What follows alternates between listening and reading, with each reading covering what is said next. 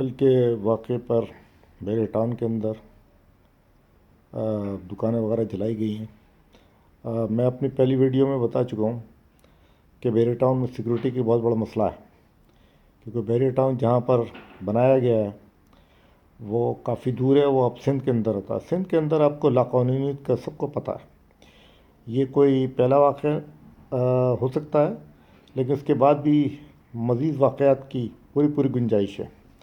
سب سے پہلے تو یہ کہ ملک ریاض نے دوسروں کی زمینیں ہتھیائی، اور ایک پاکستان کے اندر جب سے اس کا سعودی عرب کا راستہ کھلا ہے، پاکستان میں دولت کی ریل پیل ہوئی، ایک طبقاتی جنگ شروع ہوئی۔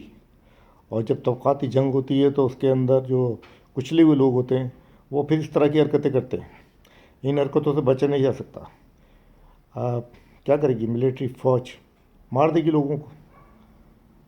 تو ایسٹ پاکستان کا واقعہ تو یاد ہے نا۔ تو اس طریقے سے لوگوں کو دبانے سے، کچلنے سے، جو لوگ یہ کہتے ہیں کہ بیریے ٹاؤن کے اندر جی یہ بہت اچھا تحفہ ہے، اور تو وہ تحفہ تو نہیں ہے بھائی، خواہ مخواہ میں اس کو غلط اس کو بیان نہیں کرو۔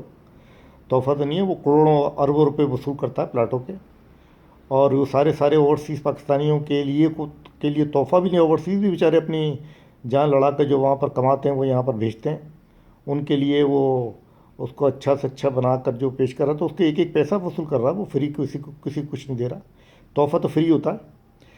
اور دوسری بات یہ کہ اب یہ کہ وہ جو کچلے ہوئے لوگ ہیں جو پاکستان میں رہ رہے ہیں، جو سعودی عرب نہیں گئے ہیں اور جن کی آمدنی کچھ بھی نہیں ہے اور بلکہ دن بہ دن غربت کی لکیر سے نیچے جا رہے ہیں، وہ کیا کریں گے؟ آپ انہیں ماریں گے؟ آپ انہیں جان سے ماریں گے؟ کب تک مارو گے؟ یہ پاکستان کا کوئی مستقبل نہیں ہے۔ اگر آپ کچلے ہوئے لوگوں کو اٹھانا نہیں چاہتے ہیں، کچلے ہوئے لوگوں کو ان کو آپ تحفظ نہیں دینا چاہتے، کچلے لوگوں کی ترقی نہیں چاہتے، تو پاکستان میں یہ صورتحال رہے گی، یہ مارداڑ ختم نہیں ہوگی۔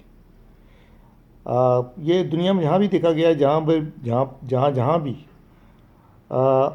امیروں نے اور جو برات یافتہ طبقہ ہے اس نے غریبوں کو کچلنے کی کوشش کری ہے، تو اس طرح کی صورتحال ہمیشہ آتی رہی ہے اور آتی رہے گی۔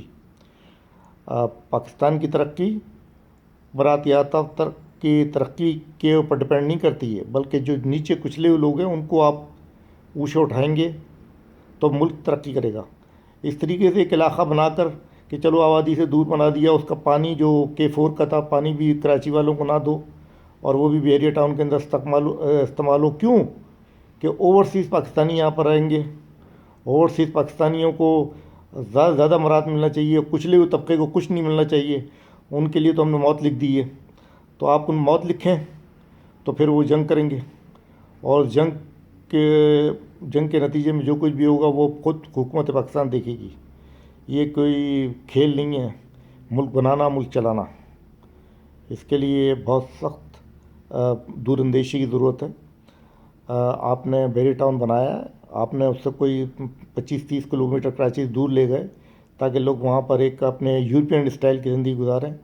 لیکن یورپین اسٹائل کی زندگی گزاریں تو آپ ان لوگوں کو بے گھر کر رہے ہو جو گوٹوں میں رہتے تھے، جن لوگوں